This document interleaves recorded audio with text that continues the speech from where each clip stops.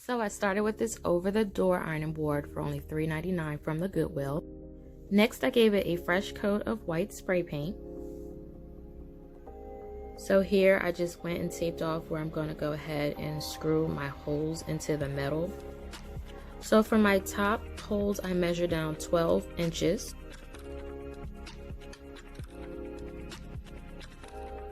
So here I'm just going to measure down 36 7/8 for the holes at the bottom, and I'm just going to mark it off in the middle of where I want my hole to go.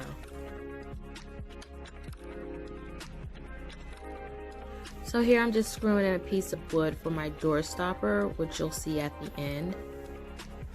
So I am in the store at home. As you can see, they have tons of covers. I've been online looking all over for a black and white modern ironing board cover. It's very hard to find the over-the-door ones. They do have the standard, so I just thought I'd go with the standard and modify it myself.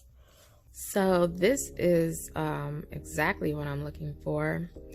They did send me a 25% off coupon for my birthday, so I'm gonna go ahead and apply that to this.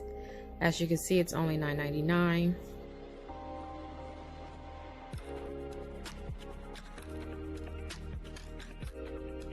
So here I'm just going to go ahead and cut the rope so I can loosen the fabric up. So I cut the corners, and now I'm going to go ahead and hand sew the corners back together, and I'm going to do it underneath the bar. So this is what it looks like. I went ahead and I just hand sewed this corner here, and hand sewed it over here. This in the middle is where I cut the rope in the beginning, and I just tied it back and then sewed the mesh back down.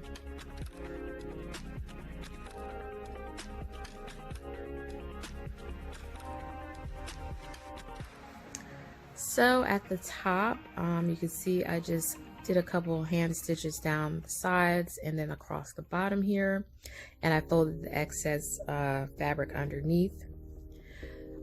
This is where I screwed in my wood piece, and that was just so I can have something to anchor my doorstop to. So the reason for the doorstop was to, once the ironing board is down, I didn't want any movement in the ironing board. I just wanted it to be flat where we can iron at, and just no bounce to it. So you can see how easily it goes up and down. Once it's back up, it just folds right back down on itself.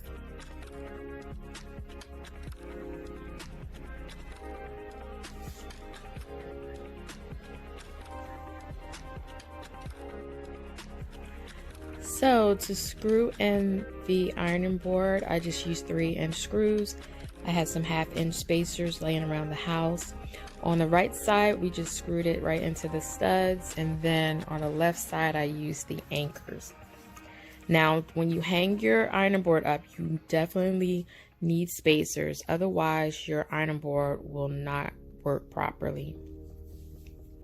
So you can see how flat it is against the wall. I love when you come in that you can't even see it.